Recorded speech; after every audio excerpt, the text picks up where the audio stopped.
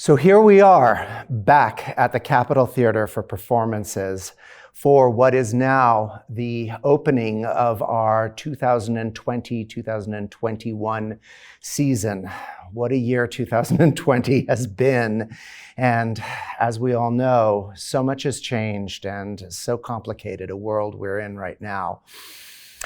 We obviously had to cancel the first program of the season, our big full-length Dracula, and we look forward to seeing that one again soon as we can all get back into the theater in complete fashion. But we're really excited to be able to perform live again. What a gift it is to our artists, and hopefully a gift to all of you, our patrons, as well. We weren't sure this program was going to work in any way, shape, or form, but after our summer intensive, the only company in America to do a full-scale, in-person summer intensive, 265 students, 75 faculty and staff from around the country, and not one illness. After that, we gained some confidence, and we decided we can do this. We can perform live for an audience and be safe and be smart about it. So our live audience is very socially distanced. We have only 25% of the house sold so that everybody is really distanced well. Everybody is in masks in person, and so are the dancers. Speaking of the dancers and how we put this program together, obviously, we had to do some things differently. We created dancing pods. These pods were based on the choreography, so the people who are going to be dancing together in the ballet were also the people who would rehearse together as well as take ballet class together every day. This way, we could keep people together and, just in case something happened, track it properly. It's been very successful so far.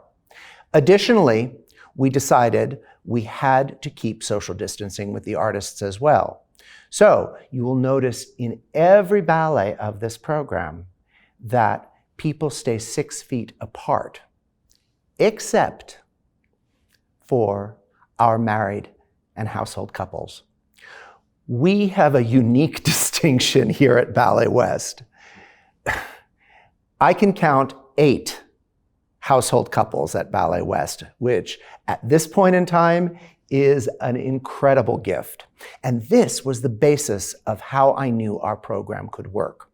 I looked at the cast of Twyla Tharp's 9 Sinatra songs and realized it's 9 songs by Frank Sinatra danced by 7 different couples. So I was able to put together 7 of our household couples. I'll get back to 9 Sinatra songs in a minute. The whole program, named after that great iconic ballet, Twyla Tharp's 9 Sinatra songs, is a triple bill. And each one of the works speak to the time, even Sinatra songs. Originally, I had commissioned choreographer Jennifer Archibald to produce a work on our spring 2020 choreographic festival. And I was very excited about her creating a new work on Ballet West. I had seen her work a number of times. She's a product of the Ailey School and well-versed in contemporary dance. She does a lot of stuff for television and film work, but she's also a deeply classical artist as well. But her brand of classical dancing is very different. She moves people in powerful and dynamic and strong ways, mixes classical ballet with hip-hop movement and so many other contemporary idioms.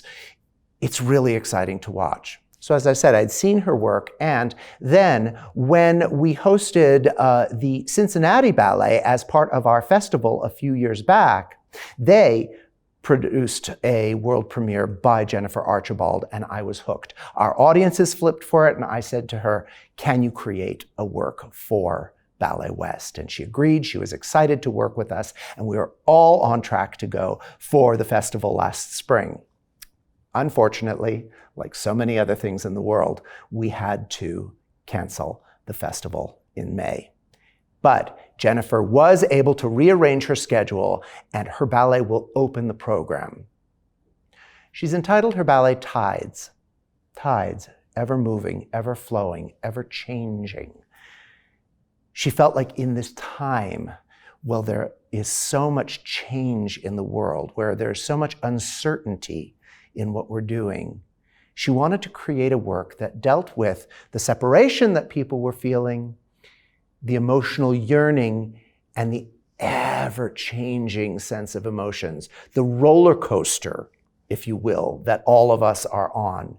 And her work is like a roller coaster ride. It's dynamic and exciting at one point, introspective and quiet at another point. Interestingly, she uses a huge cast of our company dancers, but every group is separated and spaced on the stage, except for household couples that can dance together. So when you watch the work on this program, watch how she brilliantly moves people on and off the stage.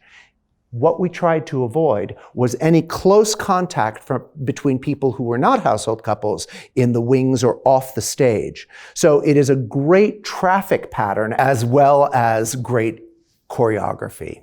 Jennifer's an exciting choreographer, and I'm proud that Ballet West is producing a world premiere by her. And what a unique time to be doing it. The second ballet on the program is a world premiere by our resident choreographer, Nicolo Fonte. Originally on this program, I was going to revive his Almost Tango, one of my favorites that he ever created. But when I spoke to Nicolo, we realized that that just wasn't going to be possible under the circumstances with everything that is going on in the world. I asked him, do you think that you could modify it, reduce it, change it? He said, it won't work. Can I choreograph something new? And I said, yes. Nicolo began working with a number of different company members. And again, using social distancing, as well as partnering only between household couples, he's created what I think is another one of his great moving works. Nicolo has this unique ability to get to your heart and soul. His work is like a great abstract painting. When you look at it, you don't necessarily understand why it moves you, but you see this wash of color moving this way, or this movement within the piece of art. This is what Nicolo's ballets are like. And I'm always transfixed by them. They're mesmerizing. His work for this one, he has decided to call Far Away Close. Again, another brilliant title. It speaks to how we all feel right now. It speaks to how far away we all have to stay from one another, even though we're feeling in some ways closer than ever. It speaks to how far away we feel like there's going to be any solution to where we are right now, even though we also know that it is so close and that in a very short time, we're going to be able to look back at where we are right now as a blip in time. All of these themes come up in Nicolo's work in unique and, again, abstract ways. So he's not telling a story, he's telling us our feelings and giving us a picture, a movement to experience as we look at this. Both he and Jennifer very much talking about the times, talking about where we are right now, talking about the human experience right now. Both works dealing with the sadness and separation we're feeling, but ultimately the life-affirming quality, the humanity that has to come out for all of us and what we're all about right now as an art form, as a company. Finally, Twyla Tharp's 9 Sinatra songs. I have to say, I find Twyla's 9 Sinatra songs really an iconic work in the repertoire. She created it in 1981, and she based it all on ballroom dance. Twyla has a genius ability for mixing idioms early on. She was the first choreographer to mix classical ballet with modern dance. She did it in a unique way, not just by mixing the vocabulary of any dancer, but by mixing dancers, so modern dancers dancing right alongside classical dancers. This was her douce coupe that she created in the mid-70s for the Joffrey Ballet. In '81, she created the 9 Sinatra songs for her own company. And as I said, based it all on ballroom idioms. The costumes are by Oscar de la Renta, and they are, how shall I put this? Glamorous and chic, but very 80s. Yeah. So imagine what a ballroom might have looked like in 1981. The duets are beautiful, soulful, joyous, sensual, humorous, ironic. All of that is mixed in there, and that's all there as part of Twyla's genius, what she can bring out in the music of Frank Sinatra. I've always loved the music of Frank Sinatra, but I never found it moving per se. I enjoyed it. It was great. It was interesting. It was funny. It was fun. It was, yeah, great stuff to listen to. Somehow, Twyla hits the emotional heart. And so as you watch tonight, one duet after another,